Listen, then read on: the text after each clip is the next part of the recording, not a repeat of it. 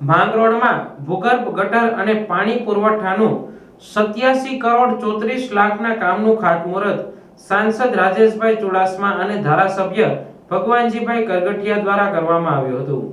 માંગરોળની શહેરીજનોની વર્ષો જૂની માંગણીનો આખરે અંત આવ્યો છે અને ભૂગર્ભ ગટરનું ખાતમુહૂર્ત કરવામાં આવ્યું છે। લગભગ 2 દાયકા જેટલા વધુ સમયથી માંગરોળ શહેરનું ભૂગર્ભ ગટર યોજનાનું કામ ખોરંભે પડ્યું હતું। મુખ્યમંત્રી સ્વર્ણિમ યોજના અંતર્ગત 87 કરોડ 34 લાખના ખર્ચે ભૂગર્ભ ગટર યોજનાના કામનું અને પાણી પુરવઠાની પાઇપલાઇનનું ખાતમુહૂર્ત કરવામાં આવ્યું હતું। આજે વેરાવળ રોડ પાસે નગરપાલિકા ગાર્ડનમાં જૂનાગઢ સાંસદ રાજેશભાઈ ચુડાસમા, માંગરોળ ધારાસભ્ય ભગવાનજીભાઈ કરગઠિયા અને મહાનુભાવોના હસ્તે ખાતમુહૂર્ત કરવામાં આવ્યું હતું। આ કામનો સમયગાળો 2 વર્ષનો છે। એજન્સીએ 2 વર્ષમાં કામ પૂર્ણ કરવાનું રહેશે। જ્યારે કામનો સમયગાળો વધારે હોય, શહેરીજનોને સગવડતા આપવા માટે થોડી અગવડતા પડે તો સહકાર આપવા જણાવ્યું હતું।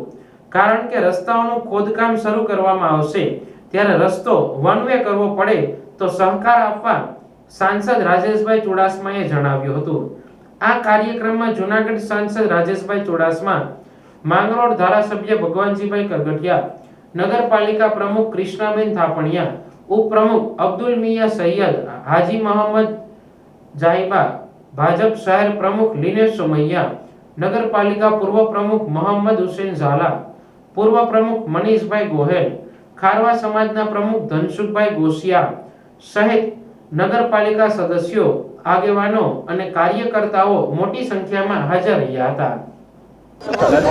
આજે માંગરોળ શહેરમાં માંગરોળ નગરપાલિકા દ્વારા 87 કરોડ રૂપિયાના ખર્ચે આજે પાણી પુરવઠા તેમજ જીયુડીએમની યોજના કે નગરમાં ગટર વ્યવસ્થા રહે અને સ્વચ્છતાને ધ્યાનમાં રાખી અને આજે 87 કરોડ રૂપિયાના ખર્ચે ભૂગર્ભ ગટર યોજના તેમજ પાણી પુરવઠાના કામના ખાતમુહૂર્ત કરવામાં આવ્યા છે। મારી નગરના નાગરિકોને વિનંતી છે, માંગરોળ શહેરના લોકોને વિનંતી કે આપણે જ્યારે સગવડતા મળતી હોય ત્યારે અગવડતા પણ થતી હોય, ત્યારે આપણે સૌ આ કામમાં જે માંગરોળ શહેરનું મુખ્ય રસ્તાઓ ઉપર ભૂગર્ભ ગટર યોજના અને પાણીની પાઇપલાઇન નીકળવાની હોય તો રસ્તાઓ પણ તૂટશે, તો આપણે એમાં સાથ અને સહકાર આપી અને સરકારશ્રી દ્વારા 87 કરોડ રૂપિયાના ખર્ચે જ્યારે માંગરોળ શહેરને ભેટ આપવામાં આવી છે ત્યારે રાજ્ય સરકારના મુખ્યમંત્રી આદરણીય ભૂપેન્દ્રભાઈ પટેલ તેમજ નાયબ મુખ્યમંત્રી હર્ષભાઈ સંઘવીનો ખૂબ ખૂબ આભાર માનું।